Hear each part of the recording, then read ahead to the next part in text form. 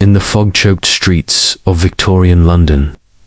A letter of cataclysmic importance, marked by a mysterious second, stain vanishes from a locked study, threatening war and ruin.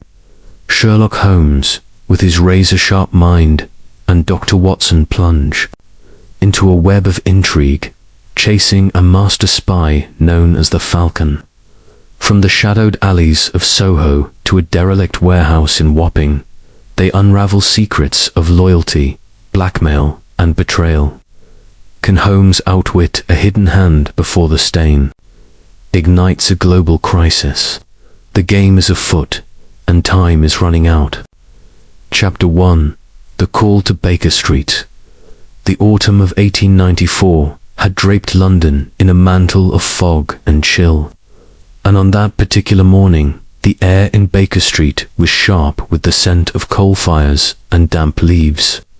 I, Dr. John H. Watson, sat in our familiar lodgings at 221B, my medical practice temporarily set aside, drawn once more into the orbit of my friend Sherlock Holmes.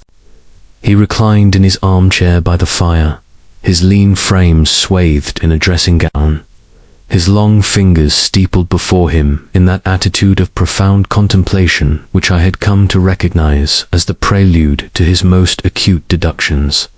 The room, as ever, was a chaos of papers, chemical apparatus, and the relics of his multifarious inquiries. A violin rested precariously on a pile of books. A Persian slipper stuffed with tobacco lay beside the hearth, and the air was faintly tinged with the acrid residue of some recent experiment. Holmes's eyes, half closed, gleamed with a restless energy, and I knew his mind was far from idle. For days he had been silent, absorbed in a case I knew little of, save that it involved a series of cryptic telegrams from Paris. My attempts to draw him out had met with monosyllabic replies, and I had resigned myself to reading the morning papers when a sharp rap at the door shattered the quiet dot. Mrs. Hudson, our long-suffering landlady, entered, her face betraying a mixture of exasperation and deference. "A gentleman to see you, Mr. Holmes," she announced. "He's in a state, sir, and insists it's urgent." Holmes's eyes snapped open, their grey depths alight with sudden interest. "Show him in, Mrs. Hudson, and let us see what storm has blown this way." The visitor who entered was a man of imposing presence, tall and broad-shouldered, with a face that bore the marks of both authority and anxiety. His hair, dark with streaks of silver, was dishevelled, and his morning coat, though a fine cut, bore the faint creases of one donned in haste. His eyes, dark and piercing, darted about the room before settling on Holmes with a look of desperate appeal. "Mr. Sherlock Holmes?" he asked, his voice resonant but strained. "The same," Holmes replied, rising with a languid grace. "And this is my friend and colleague, Dr. John Watson.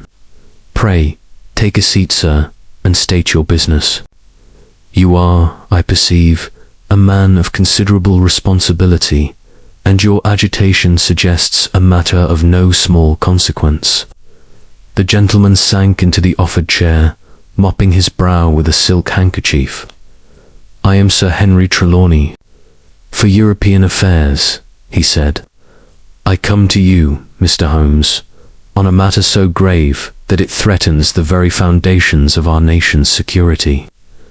I have heard of your methods, your discretion, and I place my trust in you, for I have nowhere else to turn." Holmes's expression remained impassive, but I noted the slight tightening of his jaw, a sign of keen interest. "Proceed, Sir Henry," he said, resuming his seat and fixing the man with an unblinking gaze. "Omit no detail, however trivial. It may seem the smallest fact may prove the keystone of the matter." Sir Henry drew a deep breath, steadying himself. "It concerns a letter of such sensitivity that its loss could precipitate a crisis of international proportions.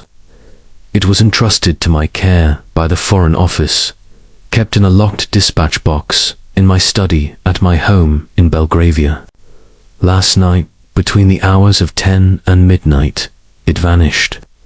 Holmes leaned forward, his fingers drumming lightly on the armrest. Describe this document, if you please.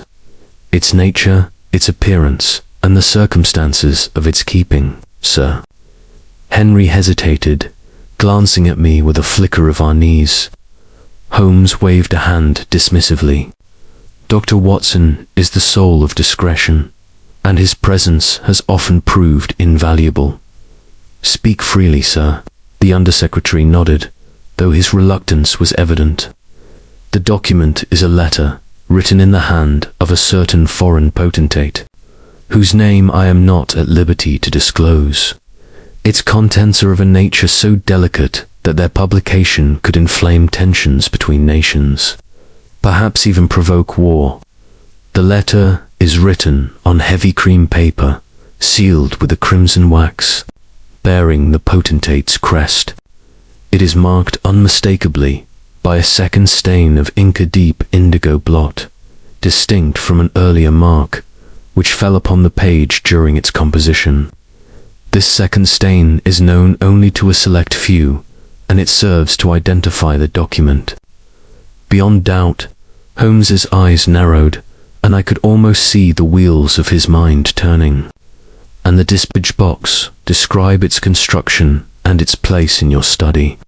It is a sturdy box of oak, bound with brass, Sir Henry replied. It is fitted with a Chubb lock, one of the finest, and kept in a drawer of my desk itself. Locked. The study is on the ground floor of my home, with windows overlooking the garden. These were secured, as were all doors, when I retired last night. This morning, I found the box forced open, the letter gone. No other valuables were touched on my papers, not my wife's jewels, nothing save this one document. A singular thief, Holmes murmured, his voice low, one with a precise objective and no interest in common plunder. Tell me of your household and the events of last evening. Who was present and what transpired? Sir Henry clasped his hands, his knuckles whitening. My wife, Lady Clara, and I dined at home with two guests, Lord Ashburn, a colleague from the Foreign Office, and Mr. Victor Langley, a financier with interests in the continent. Our butler, Grayson, and a maid, Ellen, attended us. The dinner was unremarkably discussion of politics and trade, nothing to suggest what followed. Lord Ashburn left shortly after 10, citing an early engagement. Mr. Langley stayed longer, discussing a venture with me in my study until nearly 11. I checked the dispatch box before retiring, and it was secure. This morning, I rose at 7, entered the study, and discovered the theft. Holmes's gaze was piercing, and the servants, their movements, their characters. Grayson has been with us for 15 years, Sir Henry said. He is loyal, if somewhat reserved. Ellen is younger, employed only 2 years, but diligent. Neither reported anything unusual, nor did they see strangers about the house. Holmes rose and paced the room, his movements swift and precise. The study itself described its layout, its accesses, and any peculiarities. It is a large room, Sir Henry said, with a single door to the hall and 2 windows facing the garden. The desk stands near the fireplace, which was lit last night. The windows have heavy curtains and secure latches. The door has a Yale lock, and I alone hold the key. Holmes paused, his eyes gleaming. And the guests, Lord Ashburn and Mr. Langley, their relations with you, their demeanour last night. Lord Ashburn is an old friend, Sir Henry said, a man of integrity, though his work in diplomacy exposes him to delicate matters. He seemed preoccupied last night, but that is not unusual. Mr. Langley is a newer acquaintance, introduced through business circles. He is ambitious, perhaps overly so, but his conversation was cordial. Holmes nodded, his mind clearly racing. One final point, Sir Henry. The ink stain in the second stain. Is there anything further you can tell me of its origin or significance? Sir Henry frowned. Only that it was accidental, made by the potentate's own hand. It is a mark of authenticity, known to those who drafted the letter. Beyond that, I can say no more. Holmes stood silent for a moment, then turned to his guest. I shall undertake your case, Sir Henry. The matter is of the gravest importance, and time presses. I must visit your home at once to examine the scene. Watson, will you accompany us? I nodded, my curiosity fully roused. We donned our coats, and within the hour, a hansom cab bore us through the fog-choked streets to Belgravia. The Trelawney residence was a handsome Georgian house, its facade imposing yet elegant. Sir Henry led us to the study, a spacious room, lined with oak shelves and heavy with the scent of leather and wax. The desk, a massive affair of mahogany, stood near the fireplace, its surface cluttered with papers and a small ink bottle, its contents partially spilled. The dispatch box, as described, sat forlornly atop it, its lock mangled as though by a crude tool. Holmes dropped to his knees, his magnifying glass in hand, and examined the box with meticulous care. The damage is recent, he observed, his voice low. The scratches suggest a chisel or pry bar, wielded with force but little finesse. No professional burglar, then, but one with determination. He rose and inspected the room, his movements swift yet methodical. He crawled along the carpet, peered beneath the desk, and examined the windows with care. No signs of forced entry, he muttered. The latches are intact, the sills unmarked. The door shows no tampering. The thief was likely admitted to the house or already within it. He turned to the fireplace, sifting through the ashes with a poker. The fire was allowed to die out last night, he said. No papers were burned here, or I should find traces. Curious. His attention shifted to the ink bottle on the side table, its spill forming a dark pool on the polished wood. This ink, he said, dipping a finger and sniffing it, is of a common type, but the spill is fresh.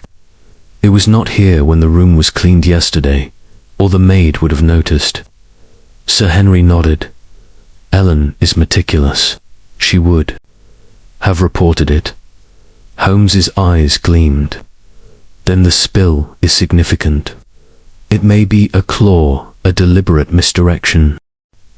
He requested to interview the household, beginning with Lady Clara. She entered the study, a vision of grace despite the morning's turmoil. Her auburn hair was swept up in a simple chignon, and her green eyes held a quiet strength, though I noted a faint tremor in her hands. Mr. Holmes, she said, her voice clear but soft, I trust you will find the thief. This matter has distressed my husband greatly. Holmes's questions were gentle but incisive. Lady Clara, recount the events of last evening. Your movements, your observations, however slight. I dined with my husband and our guests, she said. The conversation was pleasant, though I confess I retired early, feeling a headache. I heard nothing unusual, nor did I see anyone near the study, and the guests. Holmes pressed. Their behavior, their interactions, Lord Ashburn was courteous, as always, she replied. He spoke little, but that is his way. Mr. Langley was more animated, discussing his ventures with my husband. I left them to it and went to my room. Holmes thanked her, his expression unreadable. He next summoned Grayson, the butler, a gaunt man with a face like carved oak. His answers were precise, his manner formal, confirming Lady Clara's account. Ellen, the maid, was younger, her eyes wide with nervousness, but she too had seen nothing amiss. As we prepared to leave, Holmes lingered by the side table, his gaze fixed on the ink spill. "A second stain," he murmured, almost to himself. "It bears watching." Back at Baker Street, Holmes sank into his chair, wreathed in tobacco smoke. "The facts are these, Watson," he said at last. "A document of unparalleled importance, marked by a second stain of ink, is stolen from a locked box in a room with no signs of forced entry. The thief, therefore, was either a member of the household or an admitted guest. The ink spill suggests carelessness or design. Sir Henry, Lady Clara, the servants, and the two guests Sashbourne and Langley are our players. Each must be examined, their motives probed. I ventured a thought. Could the thief have been an outsider, admitted under false pretenses? Holmes shook his head. Unlikely. The house was secure, and no stranger was reported. The key lies within the circle of those present last night. Ashburn's diplomatic ties make him a candidate, as do Langley's financial interests. Lady Clara's composure intrigues me. She knows more than she reveals. As for the servants, their loyalty is probable, but not certain. He rose, his energy renewed. "I shall consult my sources in the city. Watson, be so good as to visit the Diogenes Club and inquire discreetly about Lord Ashburn's recent activities. I shall investigate Langley's dealings. We meet again tonight." I set off for the Diogenes, where I gleaned little beyond whispers of Ashburn's involvement in delicate negotiations with a foreign power. Holmes, meanwhile, vanished into the labyrinth of London, returning late with a gleam of satisfaction. "Langley's ventures are precarious," he said. "A shift in diplomatic relations could ruin him more make his fortune. Ashburn, meanwhile, is entangled with questionable associates, though his loyalty is not doubted. The ink spill, what's in it, is the key. Tomorrow we shall return to Belgravia." As I retired, the fog outside seemed to mirror the mystery within a tangle of motives, secrets, and a single indelible stain. Chapter 2. The scene of the crime. The fog of London had thickened by the time our hansom cab rattled to a halt before Sir Henry Trelawney's residence in Belgravia. It was a little past 11 in the morning, and the air carried a damp chill that seemed to seep into the very stones of the elegant Georgian house. Sherlock Holmes, his sharp features alert beneath the brim of his hat, descended with a brisk step, his eyes already scanning the facade as though it might yield secrets. Before we crossed the threshold, I followed, my medical bag in hand, though I suspected it would see no use today. The gravity of Sir Henry's predicament, as outlined in our earlier meeting, weighed heavily upon me, and I sensed in Holmes a restless energy, a hunter scenting his quarry. Sir Henry met us at the door, his face more haggard than it had been in Baker Street. His eyes, rimmed with fatigue, betrayed a sleepless night, and his hands trembled slightly as he ushered us inside. "Mr. Holmes, Dr. Watson," he said, his voice low, "I cannot express my gratitude for your promptness. The matter grows more desperate with each passing hour." Holmes gave a curt nod, his attention already shifting to the interior of the house. "Lead us to the study, Sir Henry, and disturb nothing. The smallest detail may prove vital." We followed him through a grand hall, its walls adorned with portraits of stern-faced ancestors, their eyes seeming to watch our progress. The study, when we reached it, was a spacious chamber that spoke of both wealth and scholarship. Oak shelves, lined with leather-bound volumes, stretched to the ceiling, their gilt titles glinting in the light of a single chandelier. A massive mahogany desk dominated the center of the room, its surface cluttered with papers, a silver inkstand, and a small, ornate clock that ticked with relentless precision. Two tall windows, framed by heavy velvet curtains, overlooked a walled garden, its outlines blurred by the fog. A fireplace, its embers cold, stood opposite the desk, flanked by a pair of leather armchairs. The air carried the faint scent of beeswax and old books, overlaid with a sharper note, perhaps the residue of the spilled ink Sir Henry had mentioned.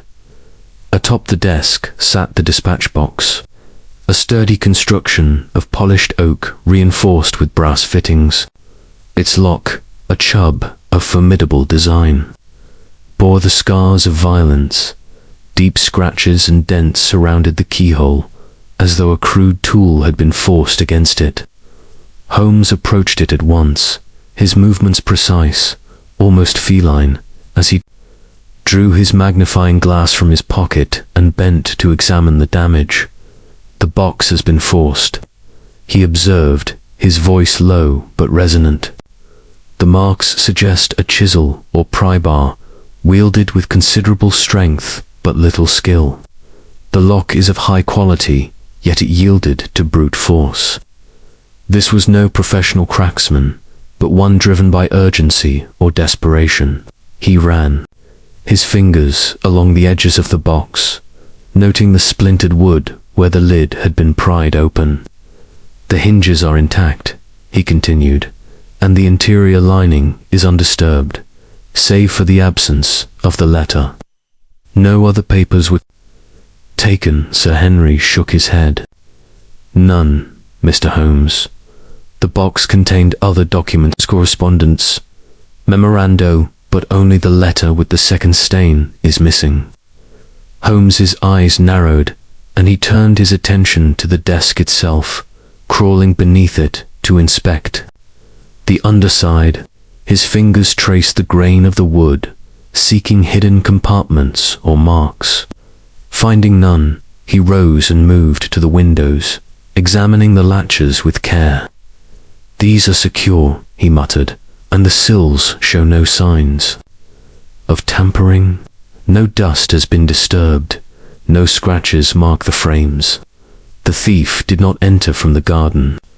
He crossed to the door, a heavy oak panel fitted with a Yale lock, and scrutinized its surface. "No scratches, no signs of a jimmy," he said. "The lock is pristine. And you say you alone hold the key, Sir Henry?" "Yes," the undersecretary replied.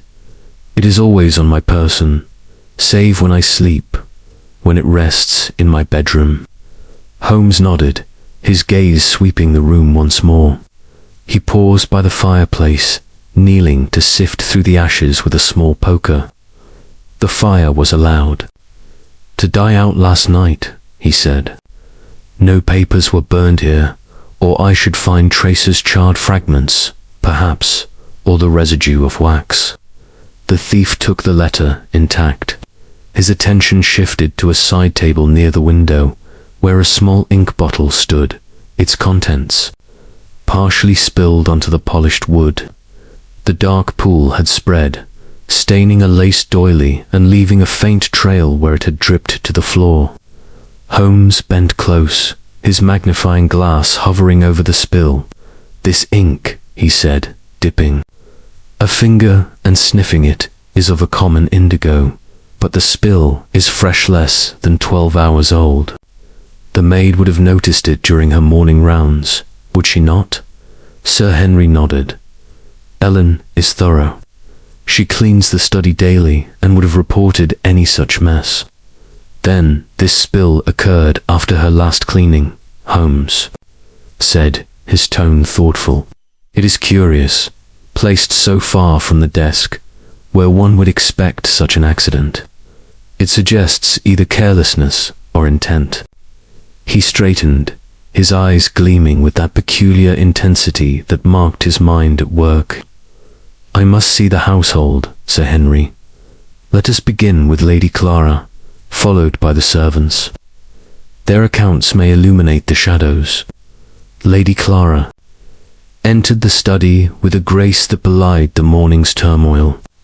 She was a woman of remarkable beauty, her auburn hair swept into a neat chignon, her green eyes calm but watchful.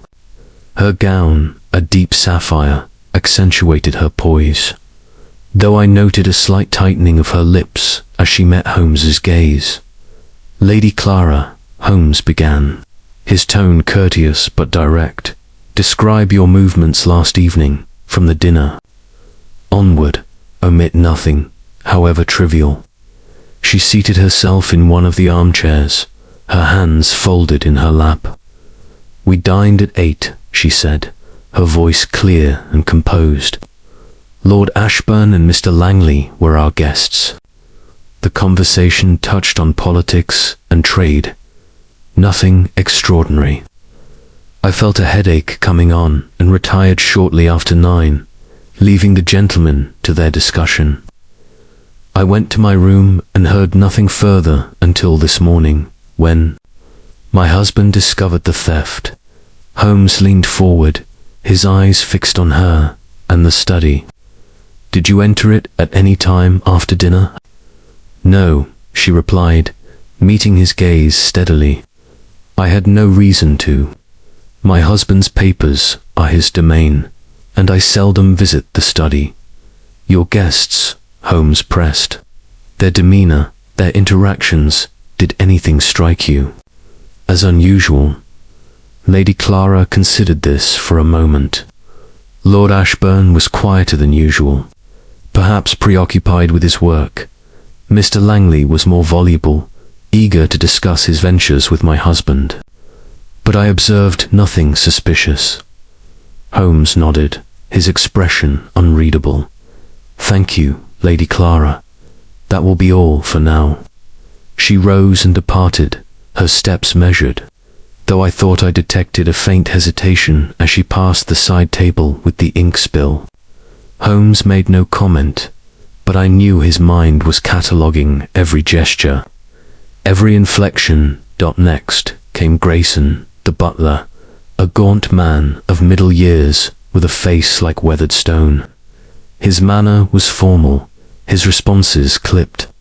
I served dinner and attended the gentlemen in the study afterward, he said. Lord Ashburn left at 10, Mr. Langley at past. I locked the house for the night and retired. I saw no strangers, heard no disturbances. Holmes's questions were swift and precise. "The study door, was it locked when you last saw it?" "Yes, sir," Grayson replied. "Sir Henry locked it himself after Mr. Langley's departure." "And the ink spill on the side table, did you notice it before this morning?" "No, sir," the butler said, his tone firm. "It was not there when I cleared the study last evening." Holmes dismissed him and summoned Ellen, the maid, a slight young woman with nervous eyes and a habit of twisting her apron. She confirmed Grayson's account, adding that she had cleaned the study at 6 the previous evening and found everything in order. The ink spill, she insisted, was new to her. As she left, Holmes paced the room, his hands clasped behind his back. "The facts are clear, Watson," he said at last. The thief entered the study without forcing the door or windows, suggesting familiarity with the house or admittance by someone within. The dispatch box was attacked with crude force, yet only the letter was taken, indicating a specific purpose. The ink spill, so conveniently placed, may be a clue or a deliberate attempt to mislead. I ventured a hypothesis. Could the spill have occurred during the theft, in the struggle to open the box. Holmes shook his head. The table is too far from the desk, and the spill is too controlled, almost staged. It bears the mark of intent, though its purpose eludes me. He turned to Sir Henry. I shall need to examine the garden and the exterior of the house. Watson, remain here and note any visitors or disturbances. Sir Henry, accompany me.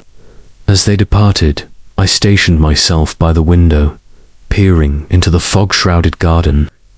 The house was silent, save for the faint ticking of the clock, and I felt the weight of the mystery settle upon me.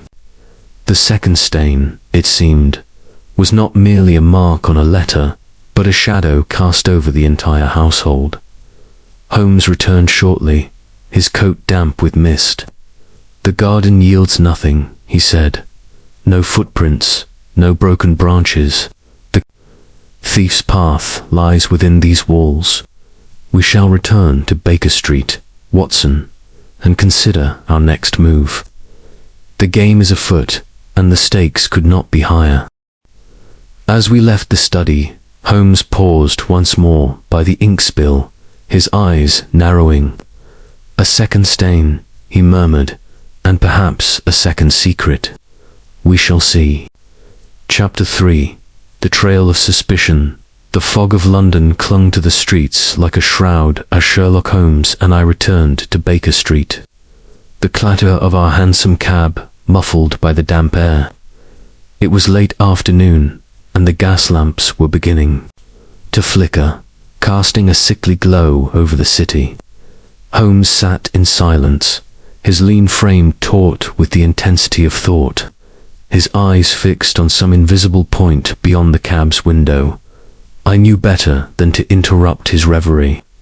The wheels of his mind were turning, sifting through the details of the morning's investigation at Sir Henry Trelawney's residence. The stolen letter, marked by its enigmatic second stain, loomed large in my thoughts, and I sensed that Holmes was already weaving a web to ensnare the thief. Back in the familiar clutter of 2-1B. Holmes shed his coat and sank into his armchair, reaching for his pipe with a mechanical gesture. The fire crackled in the hearth, casting dancing shadows across the room, and I took my usual seat, waiting for him to break the silence. At length he spoke, his voice low and measured, as though addressing the room itself. The facts, Watson, are both simple and confounding, he began, exhaling a plume of smoke that curled toward the ceiling. A letter of unparalleled diplomatic importance, distinguished by a second stain of indigo ink, is stolen from a locked dispatch box in a study showing no signs of forced entry. The thief, therefore, was either a member of the household or an admitted guest, someone with access to the room between 10 o'clock, when Lord Ashburn departed, and midnight, when Sir Henry retired. The crude force used on the box suggests haste or inexperience, yet the precision of the theft-taking, only the letter indicates a clear purpose. And then there is the ink spill, so curiously placed on a side table, far from the desk. It is either a careless accident or a deliberate act, and I inclined toward the latter. I nodded, my mind grappling with the puzzle. The ink spill is peculiar, I ventured. Could it be a mark left by the thief, perhaps in their haste to escape? Holmes's lips twitched in a faint smile. A possibility, Watson, but unlikely. The spill is too controlled, too deliberate, as if staged for our benefit. It is not. Near the desk, where one might expect an accidental spill during a struggle with the box. No, it suggests a mind at work, one that wishes to direct our attention or misdirect it. He rose and began to pace, his hands clasped behind his back.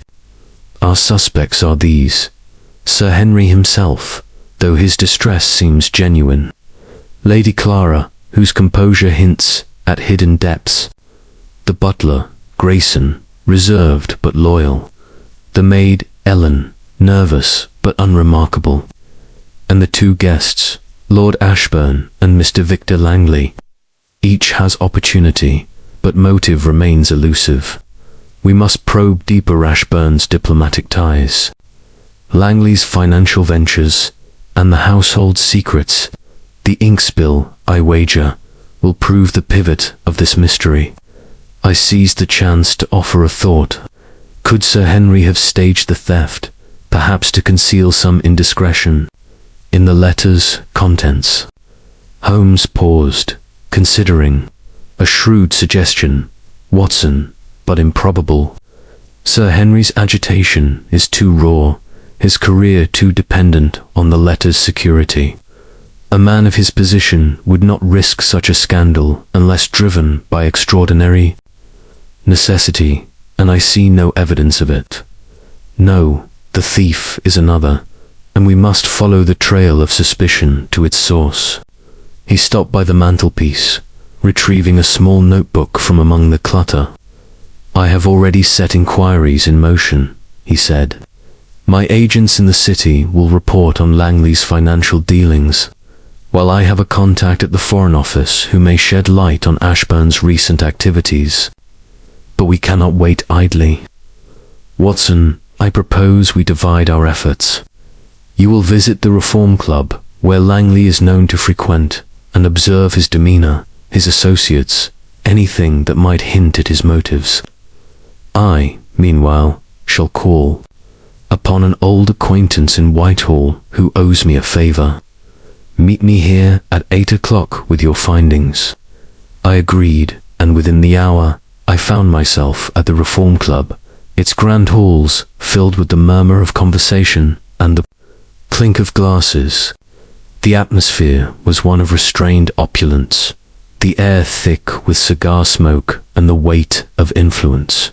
I took a seat in a corner, ostensibly reading a newspaper, but my eyes were fixed on Victor Langley, who sat at a table across the room. He was a man of medium height, with sharp features and a restless energy that manifested in the constant tapping of his fingers on the table. His companion, a sallow-faced man with a foreign accent, spoke in low tones, their heads bent close. I could not hear their words, but Langley's expression was one of barely concealed anxiety, his eyes darting to the door as though expecting pursuit. I lingered for an hour, noting Langley's interactions with other club members, brief, perfunctory, exchanges that suggested a man distracted by larger concerns. As I left, I overheard a snippet of conversation. The sallow man mentioned continental markets and a delicate balance, words that echoed Sir Henry's description of the letter's potential to disrupt international relations. I made a mental note to relay this to Holmes. Returning to Baker Street, I found Holmes already ensconced in his chair, a telegram in hand and a gleam of satisfaction in his eyes. "Your report, Watson," he said, without preamble. I recounted my observations at the Reform Club, emphasizing Langley's nervous demeanor and the cryptic remarks of his companion. Holmes listened intently, his fingers drumming on the armrest. "Most illuminating," he said when I finished. "Langley's financial ventures are indeed precarious. My sources confirm that his firm has heavy investments in certain European markets, which could collapse if diplomatic relations shift unfavorably. The letter, if it contains what I suspect, could be a tool for him to manipulate those markets or a weapon to ruin him if it falls into the wrong hands." "And Lord Ashburn?" I asked. Holmes's expression darkened. "Ashburn is a patriot, but not above suspicion. My contact at the Foreign Office reports that he has been involved in delicate negotiations with a certain power, one whose interests align with the potentate who penned the letter. Ashburn was seen last week in the company of a known agent, a man named Count von Ritter, whose reputation for intrigue is well earned. Yet there is no evidence of disloyalty, only proximity to dangerous waters. He leaned back, his eyes half closed. The trail of suspicion branches in two directions. Watson, Langley, driven by financial desperation, might seek the letter to secure his fortune or sell it to a rival power. Ashburn, entangled in diplomacy, might have motives tied to his negotiations, perhaps to suppress the letter's contents or to use them as leverage. Yet the ink spill nags at me. It is too deliberate, too out of place. I suspect it points to someone within the household, someone who knows more than they admit. I frowned, my mind turning to Lady Clara's composed demeanor. Could Lady Clara be involved? Her calmness seemed almost unnatural, given the circumstances. Holmes's eyes flickered with approval. Well observed, Watson. Lady Clara is a woman of intelligence and reserve, qualities that may conceal as much as they reveal. Her headache, her early retirement, convenient, perhaps, but not damning. We must watch her closely, but without prejudice. The servants, too, bear scrutiny. Grayson's loyalty is probable, but his reserve could mask complicity. Ellen's nervousness may be mere timidity or guilt.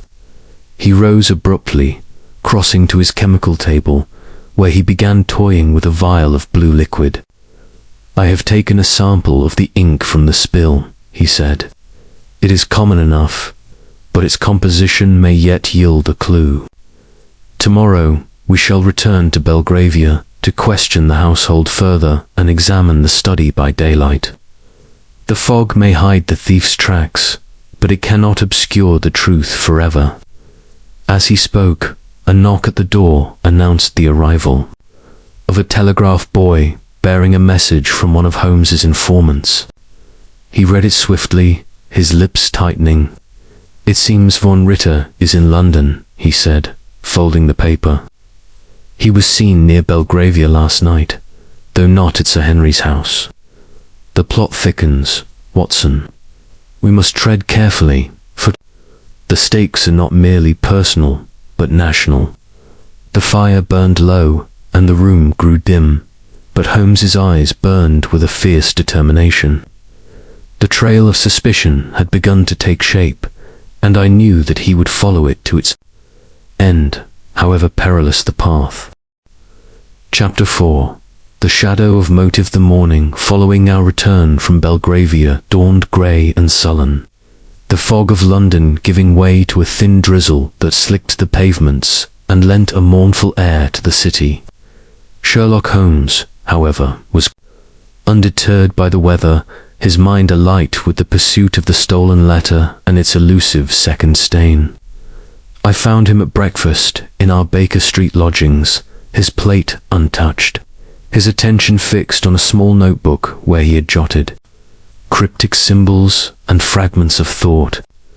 The room was thick with the scent of coffee and tobacco, and the fire in the hearth did little to dispel the chill that seemed to cling to the very walls. Holmes glanced up as I entered, his grey eyes sharp with purpose. "Good morning, Watson," he said, his voice brisk. "I trust you slept well, for today we tread deeper into the web. The trail of suspicion has pointed us toward Lord Ashburn and Mr. Victor Langley, and we must now uncover their motives. I have arranged for us to observe both men in their natural haunts. You will accompany me, of course." I nodded, my curiosity fully engaged. "Where do we begin?" "With Ashburn," Holmes replied, rising and donning his ulster. "He is dining at a discreet coffee house in St. James's this afternoon, where he is to meet a certain individual of interest. We shall observe from a distance, then turn our attention to Langley. My informants report he is expected at a banking house in the city later today. Time is short, Watson, let us be off." We set out into the drizzle, Holmes's long strides carrying us through the crowded streets to St. James's, the coffee house. A modest establishment tucked between grander buildings, was a haven for diplomats and men of influence who preferred privacy to ostentation. Holmes secured a table near the window, partially obscured by a velvet curtain, and we settled in with cups of coffee, our eyes fixed on the entrance. Presently, Lord Ashburn arrived, his tall figure unmistakable in a well-tailored overcoat. He was a man of dignified bearing, his silver hair swept back, his face etched with the lines of responsibility. Yet there was a tension in his posture, a wariness in his glance, that suggested a man on edge. He took a seat at a corner table, and moments later, a second figure joined him, a man of foreign aspect, with sharp features and a meticulously groomed moustache. Holmes leaned forward, his voice a whisper. "That is Count von Ritter, what sooner known agent of a continental power, one whose interests often clash with our own. His presence in London is no coincidence." Through the window, we watched their exchange, unable to hear their words, but noting the intensity of their gestures. Ashburn's face was grave, his hands clenched on the table, while von Ritter spoke with a quiet urgency, his eyes darting to ensure they were unobserved. At one point, Ashburn produced a folded paper, which he passed to von Ritter, who tucked it into his coat with a swift motion. The meeting lasted no more than 20 minutes, after which von Ritter departed, melting into the crowd, while Ashburn lingered, his expression troubled. Holmes's lips tightened. "Ashburn treads a dangerous path," he murmured. "That paper may be innocuous, or it may be a link to our missing letter. We must learn more of his dealings with von Ritter." We left the coffee house and made our way to the city, where the banking house of Messrs. Hargreave and Sons stood, a fortress of stone and glass that exuded wealth and secrecy. Langley was already there when we arrived, his restless energy evident as he paced before the entrance, awaiting a clerk who emerged with a sealed packet. Langley took it with a hurried nod, his eyes scanning the street as though fearful of pursuit.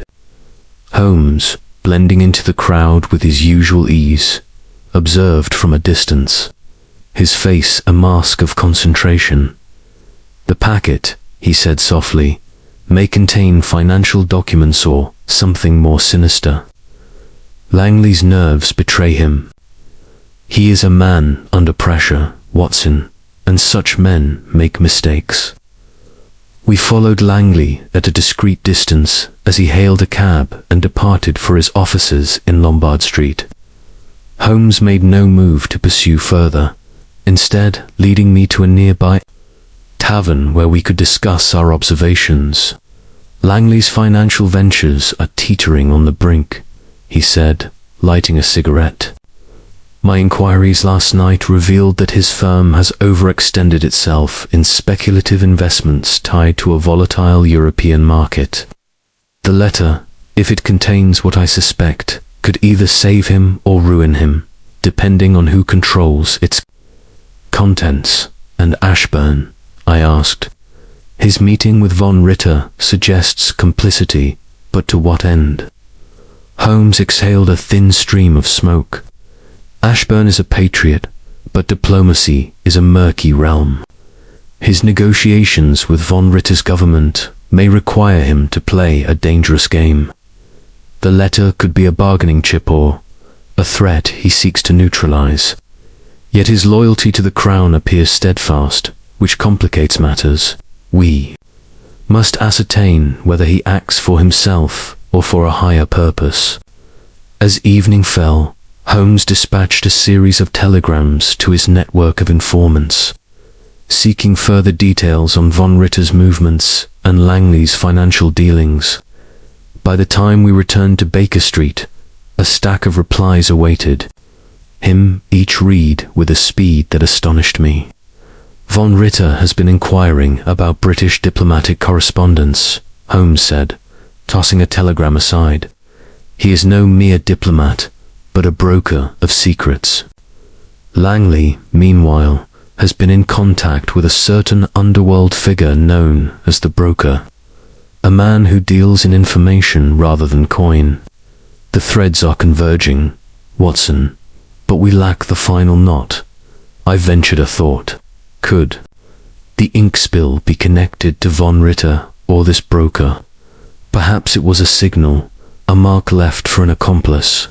Holmes's eyes gleamed with approval. A capital suggestion, Watson. The spill's placement is too deliberate to be accidental, yet its purpose remains obscure. It may indeed be a signal, or it may serve to implicate another. We must return to Belgravia tomorrow to question Lady Clara and the servants further. Her composure intrigues me. She is a woman of strength, but strength often conceals secrets. He rose and crossed to his chemical table, where the vial of ink from the spill stood. I have analyzed this sample, he said, holding it to the light. It is a common indigo, but its consistency suggests it was freshly opened, not long before the spill. This supports our timeline. The theft occurred after dinner, likely after Langley's departure. The question is, who spilled it and why? As he spoke, a sharp knock at the door announced the arrival of Billy, the page boy, with a message from one of Holmes's irregulars. Holmes scanned it, his expression darkening. The broker has been seen near Belgravia, he said. Not at Sir Henry's house, but close enough to warrant attention. Tomorrow, Watson, we shall set a trap. The shadow of motive is lengthening, and I mean to bring it into the light. The fire burned low, and the room grew dim, but Holmes's resolve was a beacon in the gloom.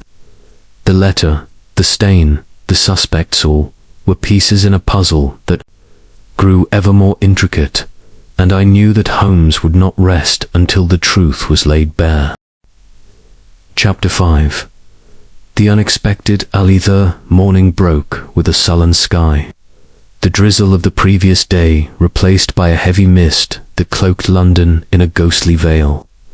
In our lodgings, at 2-1B Baker Street, Sherlock Holmes was already astir when I descended, his lean figure bent over a map of Belgravia spread across the dining table.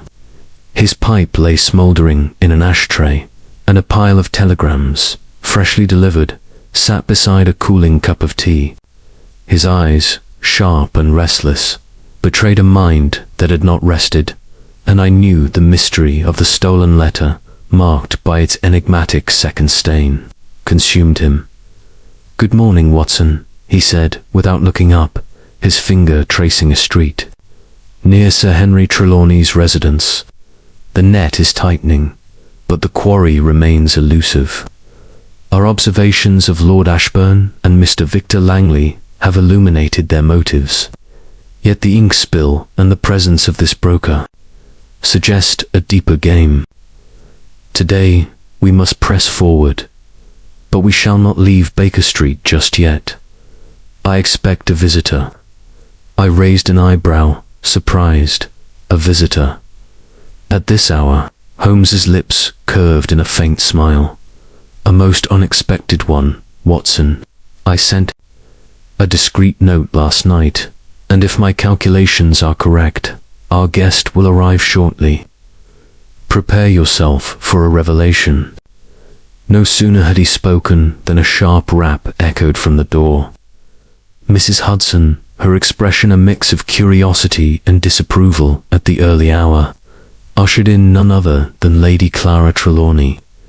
She stood in the doorway, her auburn hair framed by a simple bonnet, her green eyes shadowed with a fear she could not entirely conceal. Her dress, a sombre grey, was immaculate, but her hands clutched her reticule with a tightness that betrayed her agitation. "Mr. Holmes," she said, her voice low but steady, "I must speak with you alone. It is a matter of the utmost urgency." Holmes glanced at me, his expression unreadable. Watson, would you be so good as to step into the next room? I shall call you shortly. I hesitated, my curiosity piqued, but complied, retreating to the adjacent sitting room. The door remained ajar, and though I strained to respect their privacy, the thin walls of our lodgings allowed fragments of their conversation to reach me. Lady Clara's voice was soft, almost pleading, as she spoke of a letter, not the stolen one, but another, one she had received some weeks prior from a foreign acquaintance. I burned it, she said, her tone trembling. It was a foolish thing, a private matter, but I feared it might be misunderstood. I could not risk my husband's position, nor our family's honor. Holmes's replies were measured, reassuring, yet probing. And this letter, he asked, did it contain anything that might connect to the document now missing from your husband's study? I cannot say, she replied, her voice faltering. It was personal, but it mentioned matters of I did not fully understand. I thought it harmless, but now, with this theft, I fear I have been drawn into something beyond my control. Their conversation continued for some minutes, but the words grew indistinct, and I caught only the tone of Holmes's voice, calm yet insistent, as though peeling back layers of truth. At length, he called me back, and I found Lady Clara seated, her composure restored but her eyes still haunted. She rose as I entered, offering a courteous nod. "Thank you, Mr. Holmes," she said. "I trust you will use what I have told you with discretion." Holmes bowed slightly. "You have my word, Lady Clara. Your candor may yet prove the key to this matter." She departed, leaving a silence that seemed to hum with unspoken questions. Holmes lit a fresh pipe, his eyes narrowing as he exhaled a cloud of smoke. "Lady Clara is no thief, Watson," he said at last, "but she is entangled in this affair more deeply than she admits. Her burned letter suggests a connection to the stolen document, perhaps through blackmail or coercion. She fears for her husband's reputation, but there is more, something she holds back, whether from shame or loyalty." I frowned, piecing together the fragments. Could she have been approached by this broker you mentioned, or by von Ritter? Holmes nodded. "Precisely, Watson. Her foreign acquaintance may be linked to von Ritter's circle, or to the broker's network of informants. The burned letter may have been a warning, a lure, or a demand. We must learn more, but delicately she is an ally now, albeit an unwitting one." He rose, crossing to the window to peer into the mist. "Our next step is to follow her. She may lead us to the broker or to another clue. Watson, you will shadow her this afternoon, keeping a discreet distance. I shall pursue a lead at the Foreign Office, where I hope to uncover more about von Ritter's activities. Meet me here at 6 with your report." I set out after lunch, the mist still thick as I trailed Lady Clara from her Belgravia home. She moved with purpose, her steps swift but cautious, as though aware she might be watched. She took a cab to Regent's Park, where she alighted and entered a secluded grove, her figure barely visible through the fog. There, she met a cloaked figure, a man, tall and broad, with the upright bearing of a soldier. Their exchange was brief, no more than a minute, and I saw her hand him a small parcel, which he concealed beneath his cloak. He departed swiftly, vanishing into the mist, while Lady Clara lingered, her face pale and drawn. I could not follow the man without losing her, so I kept my distance, noting her return to the cab and her journey back to Belgravia. The encounter gnawed at midst secrecy, the parcel, the military bearing of her companion. Was this the broker or another player in the game? When I returned to Baker Street, Holmes was already there, his coat damp from the fog and his expression one of suppressed excitement. "Your report, Watson," he said, lighting a cigarette. I recounted Lady Clara's meeting, describing the cloaked man and the parcel. Holmes's eyes gleamed. "A soldier's bearing, you say? That is significant. It may be our broker, or perhaps an intermediary for von Ritter. The parcel suggests payment or evidence possibly related to her burned letter." He leaned back, his fingers steepled. My inquiries at the Foreign Office were fruitful. The letter stolen from Sir Henry is confirmed to be a communication from a potentate whose nation is on the brink of alliance with Britain. Its contents could shift the balance of power in Europe, and von Ritter's government would pay dearly to possess Arthur to ensure its destruction. Ashburn's negotiations, it seems, hinge on this alliance, which explains his meeting with von Ritter.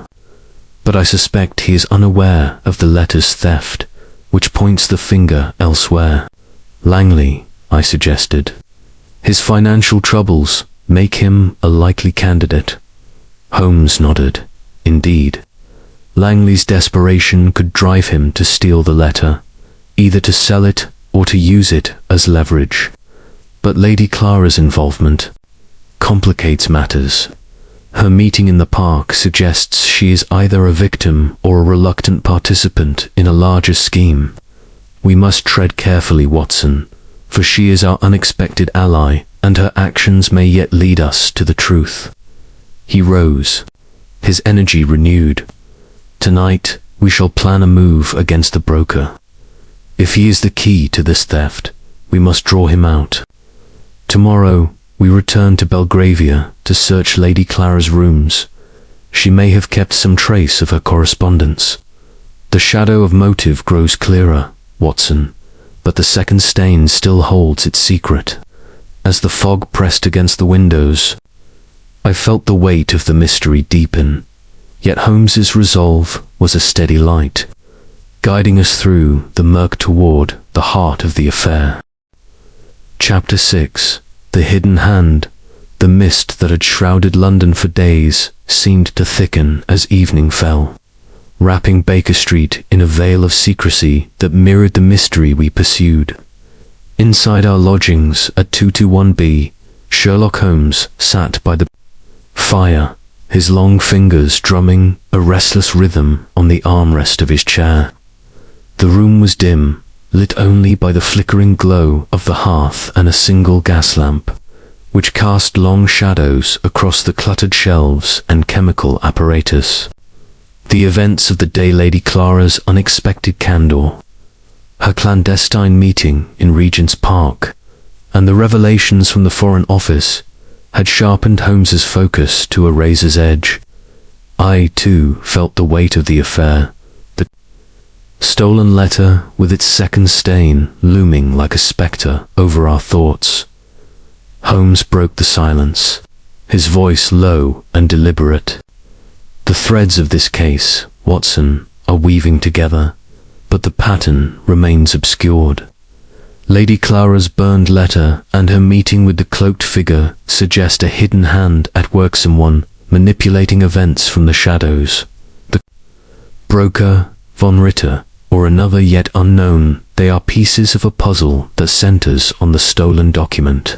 We must act swiftly, for the letter's absence could ignite a diplomatic firestorm." I leaned forward, my mind racing. "You suspect? The man in the park was the broker, then? Or perhaps an agent of von Ritter?" Holmes's eyes gleamed with that peculiar intensity that marked his deepest engagement.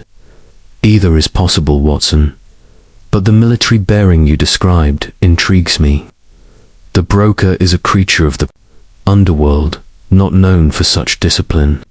Von Ritter's agents, however, often have a soldier's demeanor.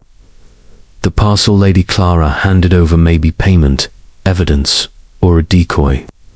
We must uncover its nature, and to do so, we must search her rooms for traces of her correspondence, He rose, pacing the room with a restless energy. Tonight, we shall infiltrate the Trelawney residence. Sir Henry dines at his club until late, and Lady Clara is attending a musicale in Kensington. The servants will be occupied, and the opportunity is ripe. We shall seek any clue letters, notes, or objects that might connect her to the theft, or the hidden hand behind it. I felt a thrill of apprehension mixed with excitement. A bold plan, Holmes. But what of the risk? If we're discovered, Holmes waved a hand dismissively. We shall not be discovered, Watson. My skeleton keys and a touch of stealth will suffice. Bring your revolver, but use it only in extremity. The game is delicate, and we must move. With precision, under cover of darkness, we set out, the fog our ally as we navigated the silent streets to Belgravia. The Trelawney residence loomed like a sentinel in the mist, its windows dark save for a faint glow from the servants' quarters. Holmes, with the agility of a cat, led us to a side entrance where his skeleton keys made short work of the lock. We slipped inside, the house silent save for the distant clatter of dishes from the kitchen. Holmes moved with purpose, his pocket lantern casting a narrow beam as we ascended to the upper floor. Lady Clara's boudoir was a study in elegance, its walls adorned with delicate watercolors, its furniture upholstered in soft silks. A writing desk stood by a window, its surface pristine save for a few personal items, silver pen, a blotter, and a small vase of roses. Holmes approached the desk, his fingers probing for hidden compartments. Here, Watson, he whispered, his voice taut with triumph. A faint click revealed a concealed drawer, within which lay a single fragment of paper, its edges charred as though partially burned. Holmes held it to the light, revealing a ciphered message in a precise, feminine hand. The symbols were unfamiliar, a mix of letters and numbers, but Holmes's eyes gleamed with recognition. A Polybius square, Watson, he said softly. A simple but effective cipher, often used by those who wish to conceal their communications. This is no mere love letter, is a directive, and I wager it connects to the stolen document. He pocketed the fragment, his movements swift. We have what we came for, but we must not linger. The cipher will take time to decode, but it may lead us to the letter or to the hidden hand itself. As we descended the stairs, a faint creak from the hall froze us in place. Holmes extinguished his lantern, and we pressed ourselves against the wall, listening. Footsteps, slow and deliberate, approached, then paused. A door opened and closed, and the house fell silent once more. Holmes signaled for us to move, and we slipped out the way we had come, the fog swallowing us as we retreated to Baker Street. Back in our lodgings, Holmes set to work on the cipher, his pencil flying over a sheet of paper as he constructed a grid to decode the message. Within an hour, he leaned back, his face alight with satisfaction. "It is as I suspected," he said, passing me the decoded text. The message instructs the recipient to meet at an abandoned warehouse in Wapping. At midnight tomorrow. The signature is a single initial F. I frowned, my mind racing. The broker, perhaps. Holmes shook his head. The broker is a shadow, Watson, not a man to sign his work. This F may be our true quarry, the hidden hand behind the theft. I have heard whispers of a figure known as the Falcon, a master of espionage who operates beyond the reach of von Ritter's network.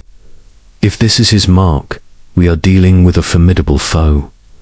He rose, his energy undimmed by the late hour. Tomorrow night, we shall be at that warehouse.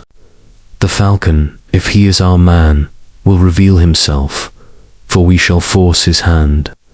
Prepare yourself, Watson, for the chase grows perilous."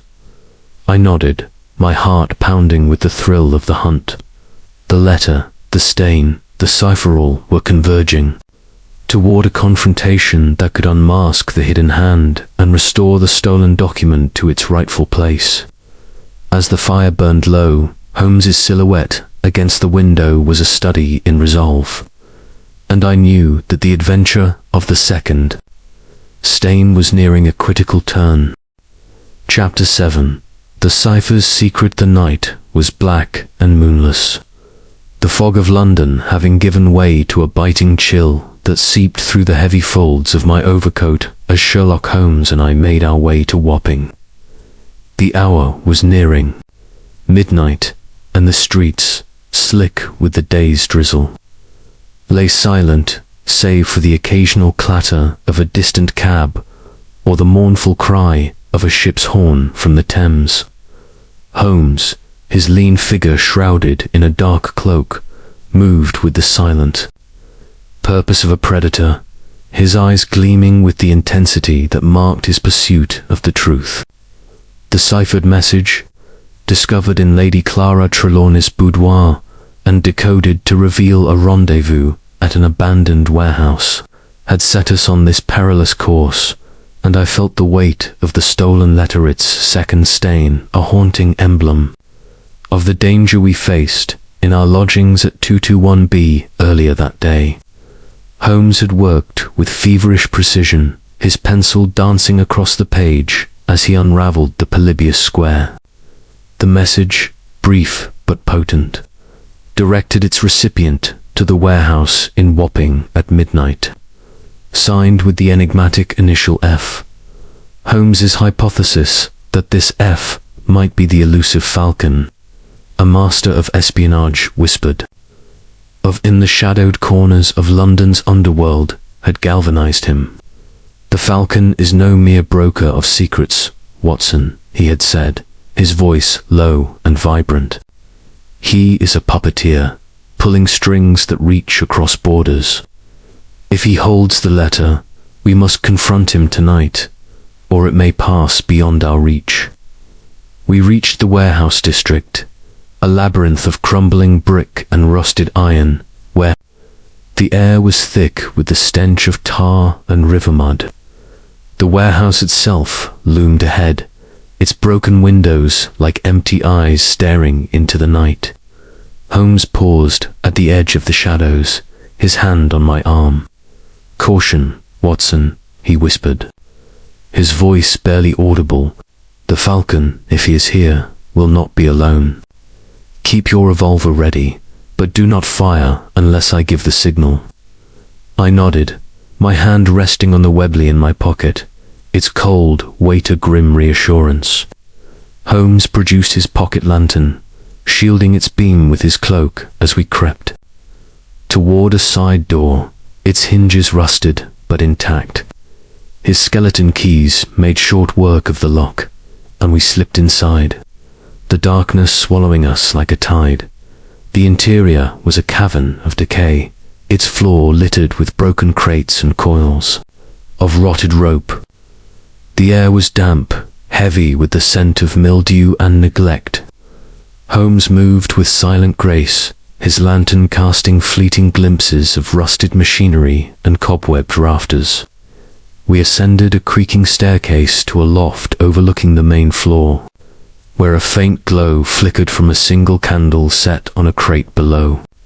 Shadows moved in the dim light, and I caught the glint of steel blade, perhaps, or a revolver. Holmes crouched beside me, his eyes fixed on the scene below. Two figures stood in the candlelight, their voices low but distinct in the stillness. One was tall, with the military bearing I had observed in Lady Clara's mysterious contact in Regent's Park. The other was shorter, cloaked, his face obscured by a scarf. The taller man spoke, his voice sharp with authority. "The letter is secure, but the price has risen. The stakes are higher than you know." The cloaked figure replied, his tone smooth but edged with menace. "You overstep, Moran. Deliver it as agreed, or you'll find no buyer in London or beyond." Holmes's hand tightened on my arm, his breath a faint hiss. "Moran," he whispered, "Colonel Sebastian Moran, once of Her Majesty's Indian Army, now a rogue and the Falcon's right hand. The other is likely an agent of von Ritter, or the broker himself." Before I could respond, Moran's voice rose, sharp with defiance. "You think to threaten me. The Falcon holds the strings, not you. The letter will go to the highest bidder, and no later than tomorrow." The cloaked figure stepped closer, his hand darting to his coat. "You're a fool, Moran. Holmes is sniffing about, and he's closer than you think. Deliver the letter, or the Falcon will find himself plucked." At the mention of Holmes's name, my friend's eyes narrowed, and he signaled for silence. The argument below grew heated, and I sensed a chance to act, but Holmes shook his head, his gaze fixed on a third figure emerging from the shadows, a man with a scarred face and a predatory gait, his hand clutching a small packet. "Enough," he snapped, his voice low and commanding. "The letter is here, and it stays with me until the terms are met." Holmes leaned close, his whisper urgent. "That is the Falcon himself, Watson. Note the packet marked with a stain, no doubt the second stain. We must act, but not yet." The confrontation below escalated, and in a sudden flash of movement, the cloaked figure lunged, a knife gleaming in his hand. Moran sidestepped, drawing a revolver, but the Falcon was faster, his own weapon barking in the darkness. The cloaked figure staggered, clutching his shoulder, and fled into the shadows, leaving a trail of blood. Moran cursed, turning to the Falcon, but before they could speak, Holmes sprang to his feet, his revolver trained on the pair. "Stand where you are, gentlemen," he called, his voice ringing with authority. "The game is up. Hand over the letter, and you may yet avoid the gallows." The Falcon's scarred face twisted in a sneer. "Holmes," he spat, "you're too late. The letter is beyond your reach." With a swift motion, he tossed the packet into the shadows, where it landed among the crates. Moran bolted, firing a wild shot that splintered the railing beside us, and the Falcon followed, their footsteps echoing as they vanished into the warehouse's depths. Holmes leaped down, ignoring the danger, and I followed, my heart pounding. We searched the crates, Holmes's lantern sweeping the darkness until he seized a small packet. Its cream paper marked with a crimson seal and a distinct indigo stain, the second stain. "Got it," he exclaimed, but his triumph was short. A creak from above warned of pursuit, and we fled the warehouse. The packet clutched tightly in Holmes's hand. Back at Baker Street, Holmes examined the packet by lamplight, his face a mask of concentration. "It is the letter," he confirmed, noting the seal and the stain. "But the Falcon's escape is a blow. Moran is his creature, and together they are a formidable threat. The cloaked figure, likely von Ritter's agent, complicates matters. Further, we have the letter, but the conspiracy remains." I frowned, my mind racing. What of Lady Clara? Her cipher led us here. Is she complicit with the Falcon? Holmes shook his head. "I think not, Watson. Her fear is genuine, her actions driven by coercion or loyalty to her husband. The cipher was likely planted in her desk to implicate her or to draw us into a trap. The Falcon plays a deep game, but we have struck a blow tonight." He rose, his energy undimmed. "Tomorrow we return the letter to Sir Henry, but our work is not done. The Falcon and Moran are at large, and their network must be dismantled. The cipher has revealed its secret, Watson, but the hidden hand still eludes us. As the fire burned low, the packet with its second stain lay on the table, a silent testament to the dangers we had faced in those yet to come. Chapter 8. The Final Gambit. The dawn broke over London with a pallor that matched the tension in my heart. The events of the previous night's encounter at the Wapping warehouse still vivid in my mind. The packet, bearing the telltale second stain of indigo ink, lay secure in Sherlock Holmes's possession, a hard-won prize from our clash with the Falcon and his confederate, Colonel Sebastian Moran. Yet, as I joined Holmes at our breakfast table in 2-1B Baker Street, I sensed no triumph in his demeanor. His lean face, illuminated by the pale light filtering through the fogged windows, was taut with concentration, his grey eyes distant as he contemplated the next move in this intricate game. The fire crackled in the hearth, casting flickering shadows across the room, but it did little to warm the chill of uncertainty that hung over us. Holmes pushed aside his untouched plate, his fingers steepled before him. "The letter is ours, Watson," he said, his voice low and measured, "but the Falcon's escape is a thorn in our side. He and Moran are not men to retreat quietly, and their network remains a threat. The cloaked figure, likely von Ritt agent, adds another layer of complexity. We must ensure the letter's safe return to Sir Henry Trelawney, but we must also draw the Falcon into the open, lest he strike again." I nodded, my thoughts returning to the warehouse, where the Falcon's sneer and Moran's wild shot had nearly cost us dearly. "What of Lady Clara?" I asked. Her cipher led us to the warehouse. Could she still be entangled with the Falcon, knowingly or not? Holmes's eyes narrowed. "Lady Clara is a pawn, Watson, not a player. Her fear and her burned letter suggest coercion, perhaps by the Falcon or his agents. The cipher in her desk was likely planted to mislead us or to implicate her, but her meeting in the park points to a deeper connection we have yet to unravel. For now, we focus on the Falcon. My informant's report a lead. He is rumoured to frequent a gambling den in Soho, a place where secrets are traded as freely as coin. Tonight, we shall infiltrate it, and I suspect we may find our quarry or his trail." He rose, his movements brisk, and began to rummage through a battered trunk in the corner, pulling out a tattered coat and a false beard. "I shall go as a disreputable gambler, Watson," he said, a faint smile playing on his lips. "You will keep watch outside, ready to intervene if needed. The den is a rough place, and we must be prepared for anything." The day passed in a flurry of preparation, Holmes dispatching telegrams to his network of irregulars and poring over a map of Soho's labyrinthine alleys. By evening, the fog had returned, cloaking the city in a shroud that suited our clandestine purpose. We set out for Soho, Holmes transformed into a stooped, unshaven figure, his eyes gleaming beneath the brim of a battered hat.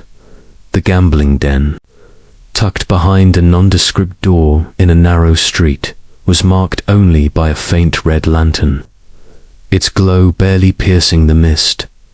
Holmes slipped inside, his disguise flawless, while I took up a position in a shadowed doorway across the street, my revolver a reassuring weight in my pocket.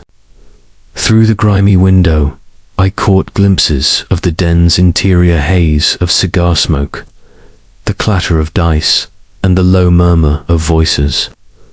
Holmes moved among the patrons, his gestures those of a man at ease in such company, but I knew his every sense was alert, searching for the Falcon or his agents. An hour passed, the tension mounting with each tick of my watch.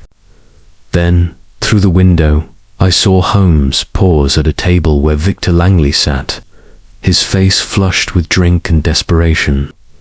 Langley's hands trembled as he tossed dice, his eyes darting to a man beside him, a wiry figure with cold eyes, whom I recognized as the cloaked man from the warehouse, von Ritter's agent. Holmes leaned close, his voice inaudible, but I saw Langley's expression shift from defiance to alarm. Suddenly, a commotion erupted. The wiry man stood, his hand flashing to his coat, but Holmes was faster, seizing his wrist and twisting it. With a practiced motion, Langley staggered back, knocking over a chair, and the room descended into chaos, patrons shouting and scattering. I rushed to the door, my revolver drawn, but before I could enter, a cry rang out from within, followed by a dull thud, bursting into the den. I found Langley slumped on the floor, unconscious, a trickle of blood seeping from his temple. Holmes stood over him, his face grim, holding the packet with the second stain. The wiry man had vanished, but on the table lay the letter, its crimson seal unbroken, its indigo stain unmistakable. "Quickly, Watson," Holmes said, pocketing the letter. The Falcon's agent struck Langley, but he fled when I intervened. "The letter is safe, but we must leave before the den's patrons turn on us." We slipped out into the fog, the shouts of the den fading behind us. Back at Baker Street, Holmes examined the letter by lamplight, confirming its authenticity. "It is the original," he said, his voice tinged with relief. Langley, it seems, was the thief, driven by financial desperation to steal it for von Ritter's agent. The Falcon likely orchestrated the theft, using Langley as a tool. But the agent's betrayal tonight suggests a rift in their alliance. I frowned, piecing together the events. But why leave the letter on the table? Was it a trap? Holmes shook his head. "No trap, Watson, but a miscalculation.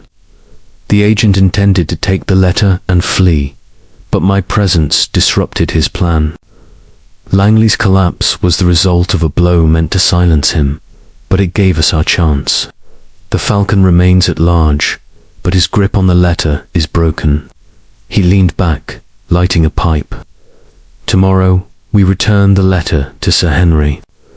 But we must also confront Lady Clara. Her role, though unwitting, cannot be ignored. The Falcon's shadow lingers, and we must ensure he does not strike again." As the fog pressed against the windows, the letter with its second stain lay on the table, a symbol of a victory won but a battle not yet ended. Holmes's eyes burned with determination, and I knew the final gambit had only begun to unfold. Chapter 9. The Reckoning. The morning sun struggled to pierce the ever-present London fog, casting a wan light through the windows of 2-1B Baker Street as Sherlock. Holmes and I prepared for the final act in the drama of the stolen letter. The packet, its crimson seal and indigo second stain, a silent testament to our perilous pursuit, rested on the table, secured from the chaos of the Soho gambling den the previous night. Holmes, though weary from the sleepless hours, was a figure of unyielding resolve, his lean frame taut with purpose as he paced before the fire. His grey eyes, sharp as ever, betrayed no trace of doubt, only a relentless drive to tie the final threads of this intricate case. "Watson," he said, pausing to light a cigarette, "we have the letter, and with it, the means to avert a diplomatic catastrophe. But the Falcon and his confederate, Colonel Moran, remain at large, and Lady Clara's role, however unwitting, demands clarity. Today, we return the letter to Sir Henry Trelawney, but we must also confront Lady Clara and unravel the last of her secrets. The reckoning is at hand, and we must ensure no shadow lingers. I nodded, my mind still reeling from the events in the Den Victor Langley's collapse. The fleeting glimpse of von Ritter's agent, and the recovery of the letter marked by its telltale stain. What of Langley? I asked. Will he face justice for his part in the theft? Holmes's lips tightened. Langley is a broken man, Watson. His financial ruin drove him to steal the letter, likely at the Falcon's behest. But his collapse last night suggests he was a pawn, not a mastermind. The police will deal with him, but our true quarry is the Falcon. We must tread carefully with Lady Clara, for her candor may yet unmask him. We set out for Belgravia, the letter secured in Holmes's inner pocket, its weight a silent burden. The Trelawney residence stood as imposing as ever, its Georgian facade untouched by the turmoil within. Sir Henry met us at the door, his face a mask of anxiety that melted into relief when Holmes produced the packet.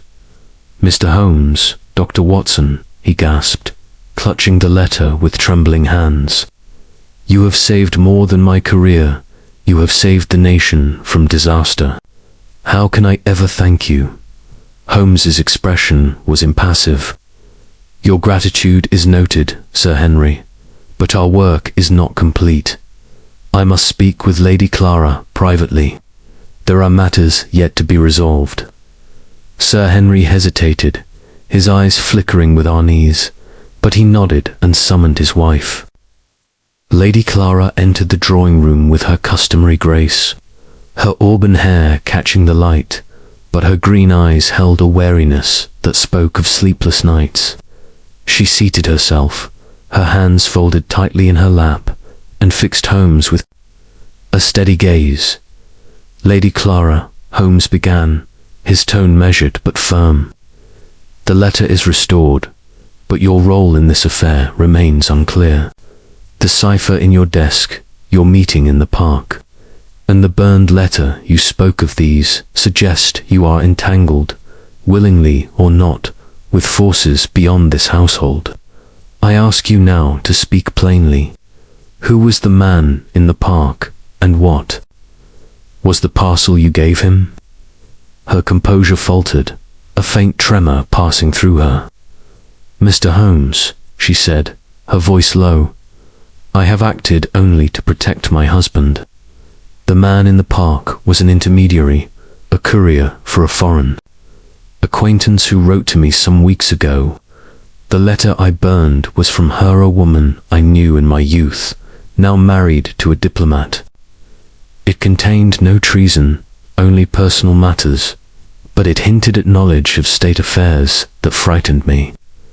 I feared it could be misconstrued, so I destroyed it. The parcel was a token, a family heirloom, sent to appease her demands for silence. Holmes leaned forward, his eyes piercing, and the cipher. How came it to be in your desk? Lady Clara's gaze dropped. I do not know. I found it there days ago, hidden in the drawer. I thought it a mistake, perhaps a servant's doing, but I dared not speak of it, lest it draw suspicion. I swear, Mr. Holmes, I had no part in the theft. Holmes studied her for a long moment, his silence heavy. At last, he spoke, his voice softer. I believe you, Lady Clara. Your fear is genuine, and your actions, though misguided, were born of loyalty. The cipher was likely planted by the Falcon, a master of espionage, to implicate you or to draw us into his trap. The courier in the park may be his agent, or von Ritter's, but you are no traitor. She exhaled, a tear escaping her eye, and nodded. Thank you, Mr. Holmes.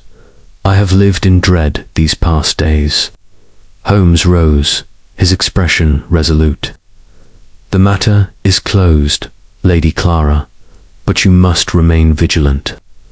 The Falcon is still at large, and his reach is long. We took our leave, Sir Henry's gratitude echoing behind us as we stepped into the fog. Back at Baker Street, Holmes sank into his armchair, his face thoughtful. "The case is resolved, Watson," he said, lighting his pipe. "The letter is restored, Lady Clara cleared, and Langley's ruin will serve as his punishment. Lord Ashburn, I have learned, was unaware of the theft, his dealings with von Ritter, part of legitimate negotiations.